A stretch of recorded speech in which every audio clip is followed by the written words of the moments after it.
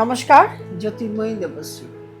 আজকে একটু ভিন্ন ধরনের আলোচনা, যে আলোচনাটা আমি আগে কোনোদিনও আপনাদের সামনে বিভিন্ন গ্রহ নিয়ে অনেক সময় আলোচনা করি, ট্রানজিট নিয়ে আলোচনা করি এবং যেটা যখন যে ঘরে যাচ্ছে তার ক্রিয়েটিভিটি নিয়ে আলোচনা করি।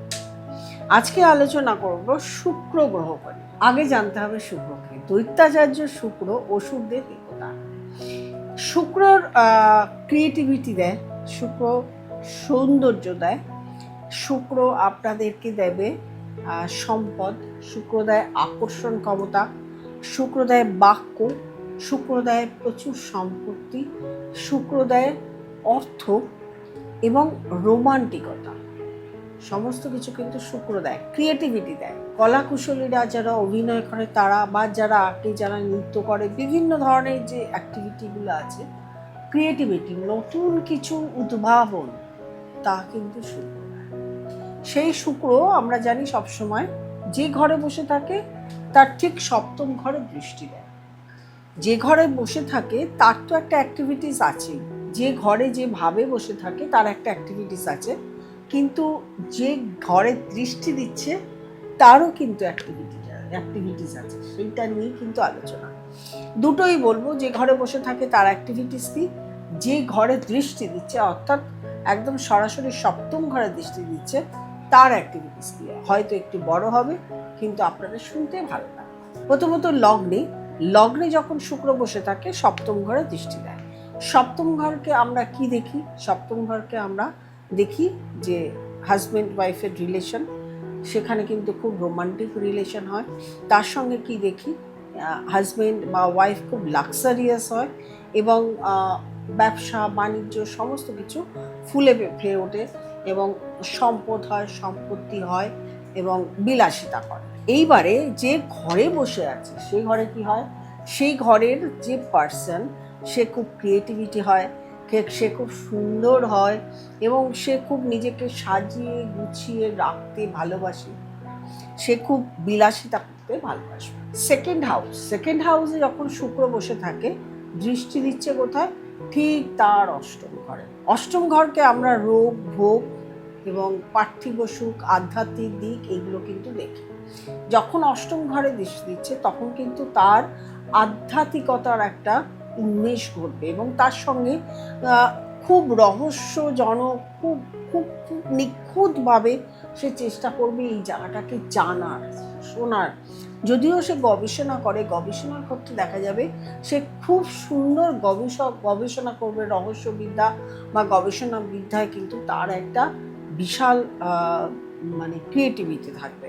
তার সঙ্গে দাম্পত্য জীবনে কিন্তু তার কিছু না কিছু সমস্যা দেখা দেবে, অর্থ ক্ষতি হবে, রোগ ভোগ হবে, অর্থ লস হবে।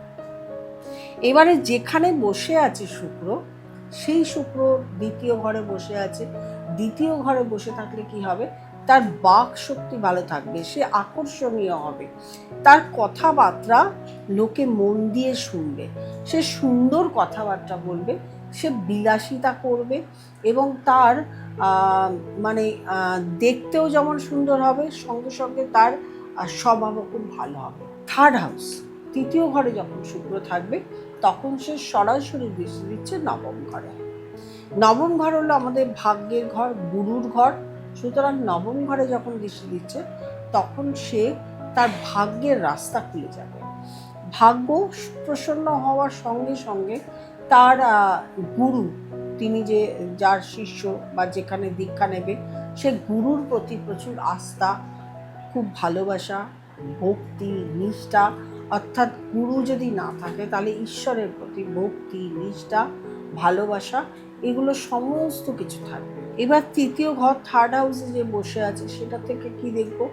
ভাই বোনের সঙ্গে সম্পর্ক, ব্যবসা বাণিজ্য বা চাকরি যাই করুক না কেন, সেখান থেকে প্রচুর যোগাযোগ আসতে থাকবে এবং যোগাযোগের ফলে তার জীবনে সফলতার জায়গায় পৌঁছাবে।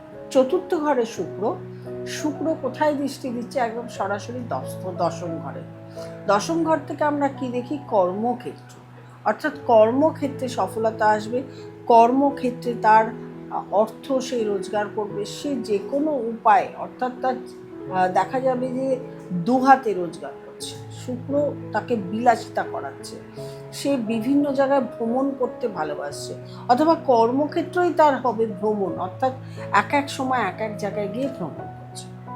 এবার 4th হাউসে যদি কারো শুক্র হয়, সে তার বাড়িঘর সাজাতে ভালোবাসবে, সে নিজেকে সাজিয়ে রাখতে ভালোবাসবে, তার বাড়িঘরের ডেকোরেশন যে যাবে সে কিন্তু মুগ্ধ হয়ে যাবে যে তার বাড়িঘর এত সুন্দর। সে তার বিলাসিতায় যেমন কাটাবে, তার সঙ্গে সৌন্দর্য, নিজের অঙ্গের যে সৌন্দর্য সেটাও কিন্তু তার থাকবে, তার ভালো দেখতেও তাকে ভালো থাকবে এবং তার শান্তি থাকবে। 5th হাউস, পঞ্চম ঘরে যখন শুক্র বসে তখন 11th হাউসে দৃষ্টি দেয়। 11th হাউসকে আমরা কি ধরি? সাকসেসের ঘর। যখন 11th হাউসে দৃষ্টি দিচ্ছে তখন দেখা যাবে তার জীবনে সাকসেস আসবে।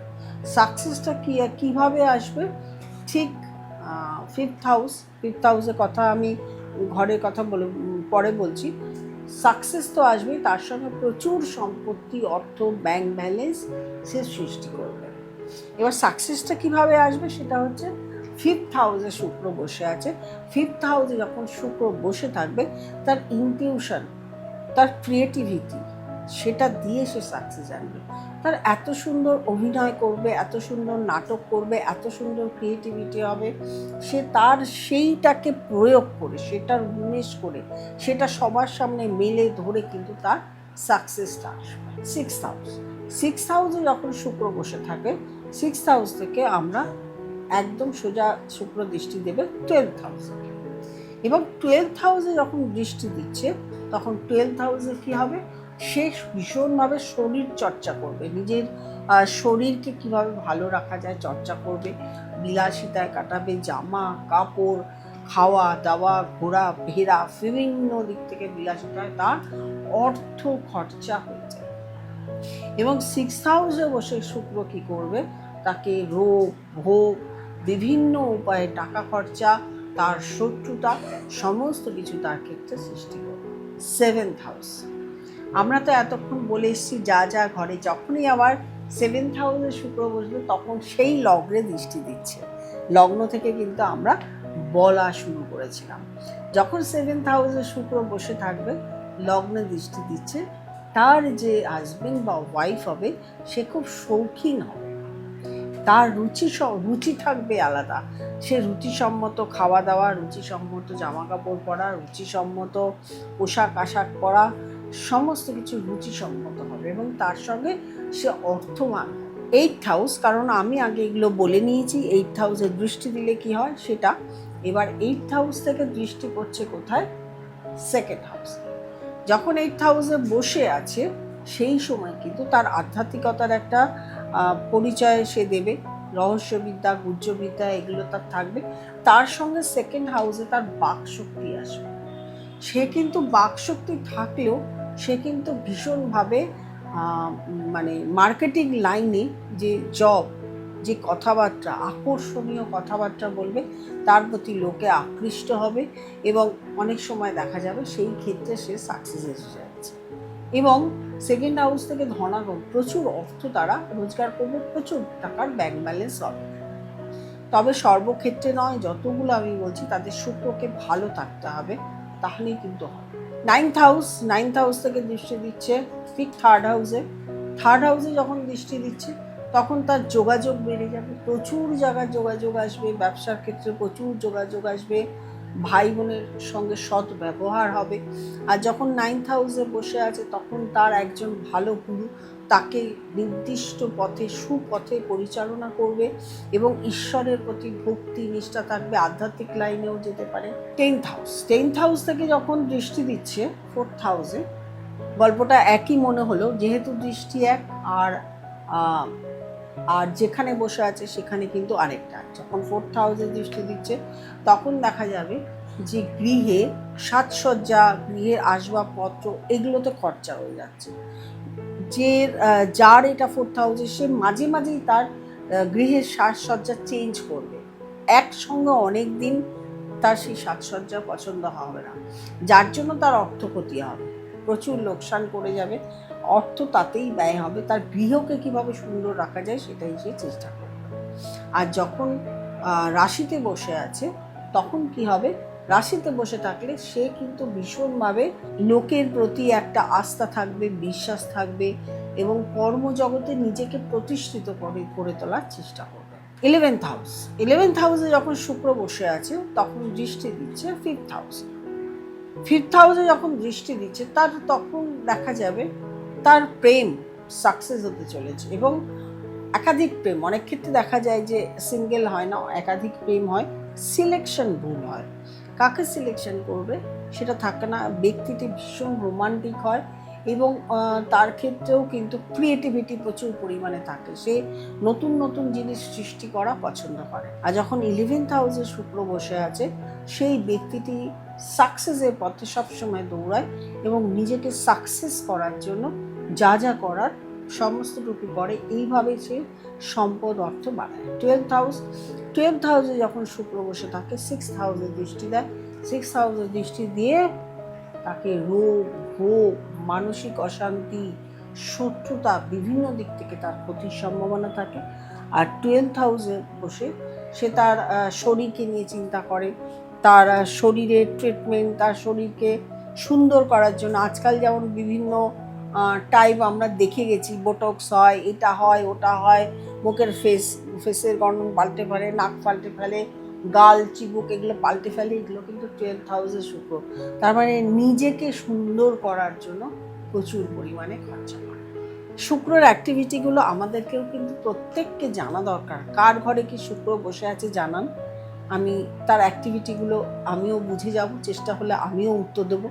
কিন্তু অন্য কোনো গ্রহের সঙ্গে বসে থাকলে হবে না, তার অ্যাক্টিভিটি আলাদা এবং আপনার নিজস্ব শুক্র যদি ঠিক থাকে তাহলে কিন্তু আমি যেগুলো বললাম সেই অ্যাক্টিভিটিগুলো পুরোটাই মিলে যাবে। আগামী 6, 7, 7, 8, 9 এই 6 তারিখে রওনা দেবো। 7, 8, 9 মানে 6, 7, 8 জুলাই থাকবো কামাখ্যায়। যদি আপনাদের মনে হয়, প্রয়োজন মনে হয়, বিভিন্ন ধরনের কাজ শেখানো হয়, এটা আপনারা জানেন নতুন কিছু নয়, নতুন কিছু বলছি না, কিন্তু আমার যাওয়ার সময়টা আপনাদেরকে জানাচ্ছি। যদি কারোর কোনো কাজ মনে হয় অবশ্যই যোগাযোগ করে নেবেন। আর যারা নতুন প্রোগ্রাম দেখছেন তারা সাবস্ক্রাইব করবেন, লাইক করবেন, কমেন্ট করবেন, শেয়ার করবেন এবং নোটিফিকেশন অল বেলটি প্রেস করতে ভুলবেন না। প্রত্যেকে ভালো থাকবেন, আনন্দে থাকবেন। নমস্কার।